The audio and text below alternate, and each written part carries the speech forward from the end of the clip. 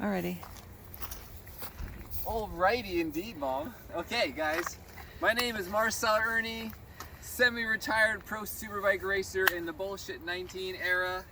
And here we have the Gen 3 mountain bike that I picked up from Costco, and you can too. It has a Biofang 500 watt engine, 48 volts I believe, and first time on the trail. So this is the wide open section of the trail, as you can see, right, Mom? But there was some sections, it's got lots of rocks, and it's single track. This is more like single and a half track, you could say. So this bike for $2,000 essentially is great for the KVR, you know, like the railway trails, the rail trail, and going on the pavement all around town, going to get your food, going to work, using it as your mobile economy bike. But when you, and so it's really fun, you could do, you know, 50K. I'm at freaking 3 bars out of 5, and I just did another 10K on the trail. So lots of power. But for the trail, there's a few problems. And so this is why I would take the bike back if I wanted it for a trail bike as opposed to a commuter bike, is this cheap fork. You can hear it. You can hear that sound. So what it does is when it compresses, it extends out and whacks. So it's just such a cheap component fork, probably from China. And when you're pedaling, what you do is you move the pedals like half a turn, and then it engages, and you can set it from 1 to 5 on how much of the 500 watt engine electric motor is going to help you pedal. And then you got 7 gears for the gear selector. So when you start doing that, it just starts going. So when you're going up a hill, you want 5. You need all the resistance, but then you find the engine is not powerful enough. There's not enough electric motor at 500 watts to get you up the steep sections on these trails, these hiking trails. So then you almost feel like you're gonna fall over, but then as soon as you hit the flats, it just takes off. So then when you're on the flats, you want it like 1 out of 5 resist help.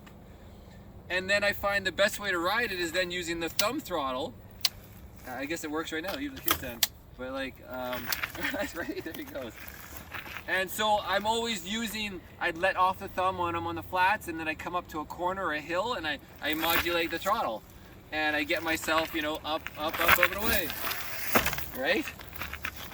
But for the steep hills, it's still not powerful enough. So a 1,000 watt or at least a 750 watt motor would be more appropriate. And the throttle placement's not very good. I'd rather have a turn throttle.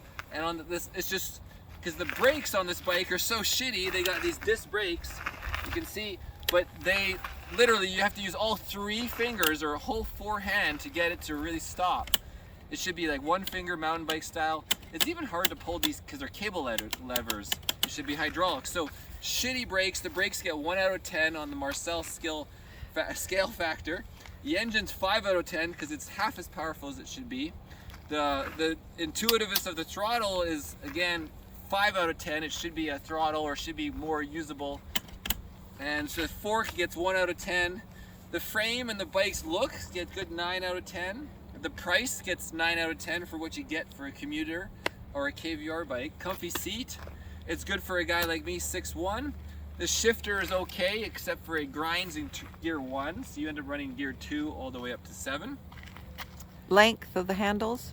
And what I noticed on the trail, the handlebars are so skinny, they should be like this.